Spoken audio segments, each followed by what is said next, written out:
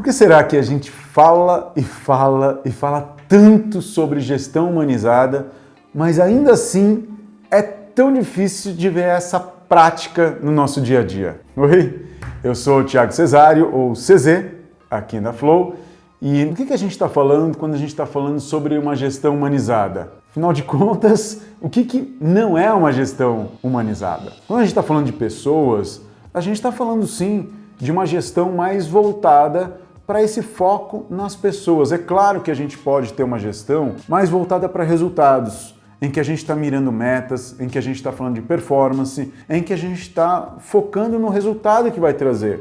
Mas essa liderança ou esse olhar mais humanizado nos traz é o seguinte, que para alcançar esses resultados a gente precisa de pessoas. Isso tem ficado cada vez mais óbvio numa sociedade como a nossa, muito mais baseada no conhecimento. E que, paradoxalmente, ao mesmo tempo em que a gente tem mais tecnologia, a gente vai depender cada vez mais das pessoas e da interação das pessoas para que a gente possa alcançar os resultados. Portanto, quando a gente está falando desse ambiente, a gente está falando de um ambiente sim de resultado, um ambiente que sim a gente discute como a gente pode aprender mais, como a gente pode atingir melhores resultados, mas estamos entendendo, estamos falando de um lugar onde as pessoas são levadas em consideração e respeitadas como indivíduos dentro das suas próprias particularidades. Um dos conceitos que mais a gente fala quando a gente fala de gestão humanizada e que mais se fala desde que o Google fez uma pesquisa e trouxe isso à tona é a segurança psicológica,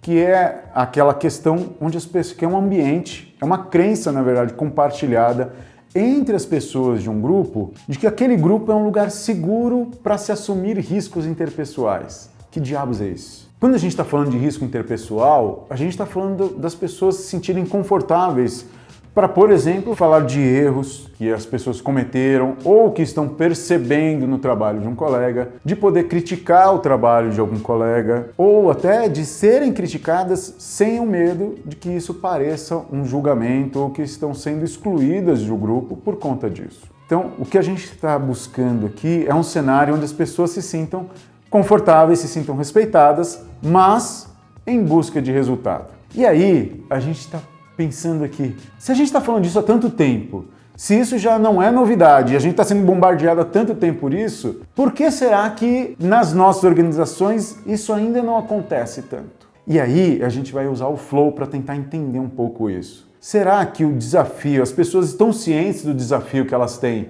mas não têm ferramentas ainda para lidar com isso? Elas sabem como, de repente, fazer empatia, como ouvir, desenvolver escutativa ou se colocar numa situação difícil? Ou será que a nossa liderança ainda nem se deu conta desse desafio? E está num nível ali de que, cara, isso para mim ainda não é tão importante. E a forma como eu estou fazendo aqui, ela já está trazendo resultado. Será que ela está ciente de que ela pode obter melhores resultados a partir da mudança de um comportamento? Onde será que a nossa liderança está nesse momento? Qual é o contexto que você tem vivido aí para que essas coisas não aconteçam? Nesse sentido, algumas dicas que a gente traz aqui para vocês que podem ajudar aí a sua liderança a se tornar essa liderança mais humanizada. Uma coisa que a gente pode fazer aqui é criar um senso de equipe, uma identidade comum a essa equipe. E depois disso, depois de criar essa identidade, que pode ser inclusive com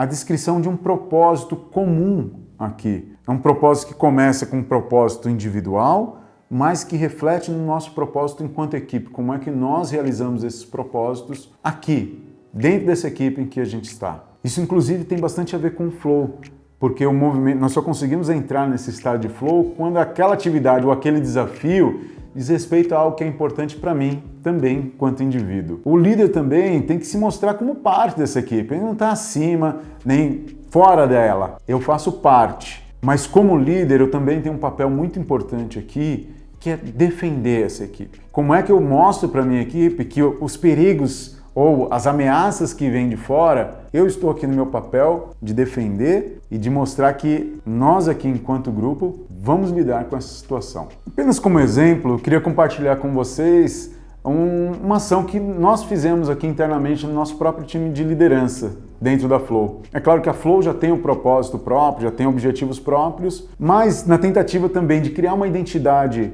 única aqui para o nosso time e engajar as pessoas no objetivo, nós fizemos um encontro só do nosso time de liderança e nesse encontro a gente definiu qual era o nosso propósito enquanto grupo. Cada um pôde dizer ali o que era importante, porque para mim, porque para cada um dos membros da equipe era importante trabalhar com liderança, era importante trabalhar nessa parte do desenvolvimento focada nas pessoas que estão em cargos de liderança. E a partir dessa construção individual nós criamos o nosso propósito como time. Isso acaba ajudando a gente a ter um olhar único, a estar mais focado e mais engajado, não só na tarefa, ou só na entrega, ou em montar um plano de aula, ou fazer uma determinada atividade. Nós fazemos isso porque temos um porquê por trás, que aí isso gera mais engajamento, isso gera mais clareza de onde nós todos, enquanto equipe, e todos fazemos parte dessa equipe, nós estamos buscando algo em comum.